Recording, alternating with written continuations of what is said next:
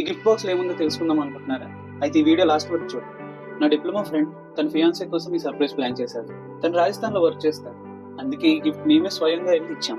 Birthday అంటే cake లేకపోతే ఎలా, అందుకే రెడ్ వెల్వెట్ లో కేక్ కూడా తీసుకున్నాం. బర్త్డే గర్ల్ అయితే చాలా హ్యాపీ ఫీల్ అయింది. తను చూస్తేనే అర్థమైపోతుంది ఎంత ఎగ్జైట్ అయింది. ఇంకా ఈ గిఫ్ట్ బాక్స్ లో ఏముందో చూసేద్దాం.